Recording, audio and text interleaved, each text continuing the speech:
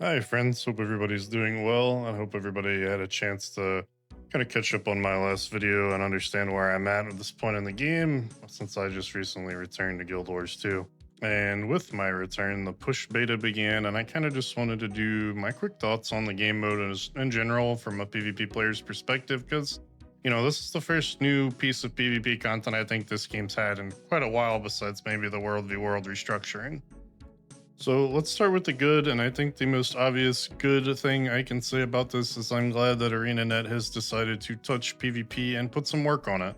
I don't think that I'm alone when I say that ArenaNet has definitely neglected PvP for a long time, and I can understand that there's some toxicity around it and things that they may not want to touch. It could just be balancing they don't want to do, but there are a lot of people that really enjoy this game mode, myself included, and I can probably speak for at least a few hundred other players. It may not be a ton of people at the end of the day compared to, everybody that plays the base game overall, but I would say it's enough that I don't think it's worth neglecting.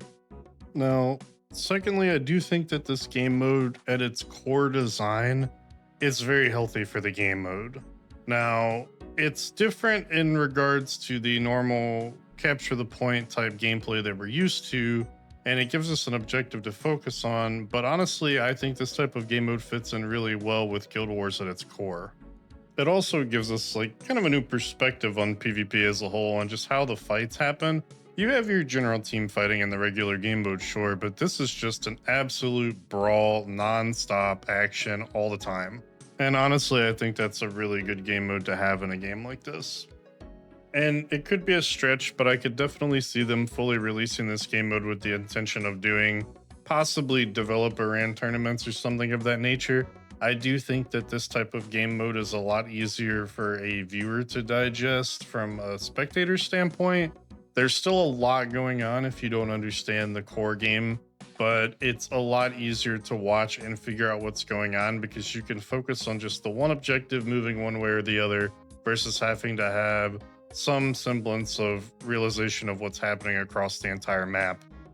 And third, I believe they added them with this beta, if I read the post correctly, because I didn't get to play in the last couple betas, but the addition of the Skyhammer mechanic and the swords from Eternal Coliseum, I think, are a step in the right direction with this game mode.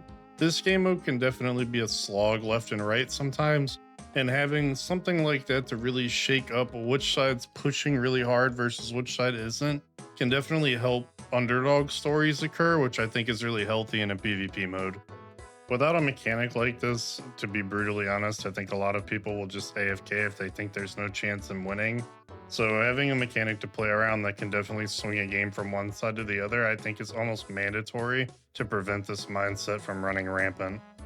Now, I do want to take some time to address some of the negatives because obviously this is a beta and I feel like the negative feedback is going to give ArenaNet a lot more to work with so that they can figure out what needs to be fixed. And to kind of nip a low hanging fruit, they have got to do something more often regarding balance changes in this. Now, Scourge has been a problem in PvP at this point for probably a month or whenever that hotfix landed. I think it landed before I came back to the game. But Scourge is absolutely rampant in this game mode, and some of these matches are basically unplayable for one side or the other. If a team, say, has 3 Scourges, they just sit on the point and rotate Ghastly Breach, and it's just absolutely anti-fun to play against when they're spamming Barrier, they're spamming Breaches, they're spamming Healing. It just isn't fun. And I know that Scourge is the problem right now, but that kind of leads me to a point that I'm about to make regarding bunker classes in general. While I do think bunker classes are healthy for this game mode, maybe 1 or 2 best case per team, I think ArenaNet really needs to make an effort to stay on top of the balance of these classes so that they don't absolutely run rampant, because the second that people are queuing up with 5 bunkers on a team, you know there's a problem. Now, the next issue might be more of a me thing. I think this will probably be something that's a lot more opinionated, but I do feel like the pacing of the game mode is a little bit too fast as it is right now. And what I mean by that isn't necessarily the fighting itself or anything like that, but I feel like the matches tend to end. I mean, a lot of them for me have ended within 5 minutes. Now, For like an arcade style game mode, that could be great, but when you're trying to include a ranked mode on this, I feel like that removes a lot of the competitive aspect. Because as I was saying earlier, that really builds on the issue that some people will just AFK the second they lose the first team fight because they'll be like, okay, there's no way to win this game anymore, we're done. And that can often happen, especially if you get caught on a clean wipe. Let's say you take the mid fight and you get the enemy team or your team gets a clean wipe. You're stuck on a 15-second cooldown initially once the first person dies. So if your entire team's stuck on a 15-second cooldown, that allows them to push the point to almost 80-85%. And another big issue that stems from this is the trickling aspect of it.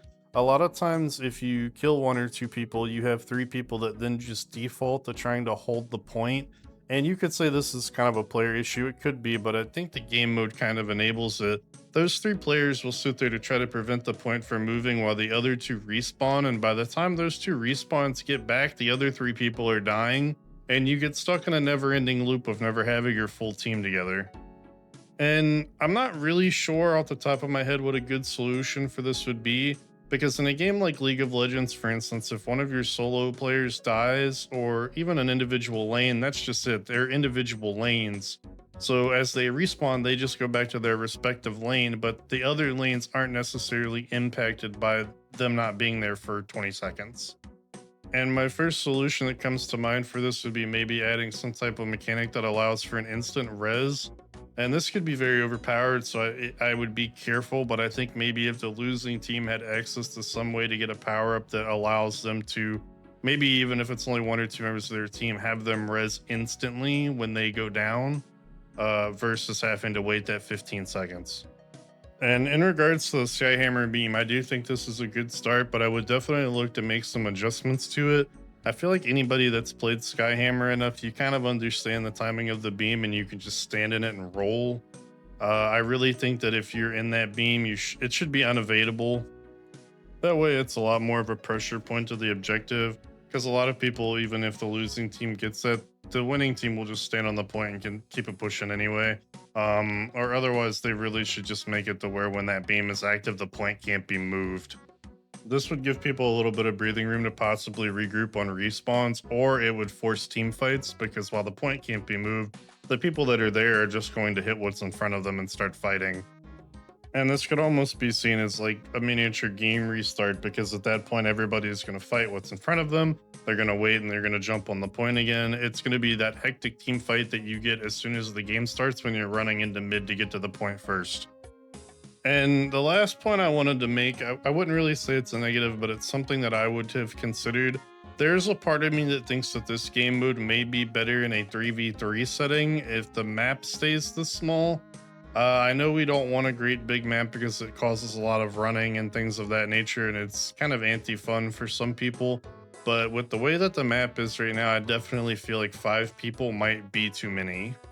So I don't know if it's been tested before and maybe I missed it, but if I was ArenaNet, I would definitely trial out a 3v3 mode on this, just to see if the balancing feels any better.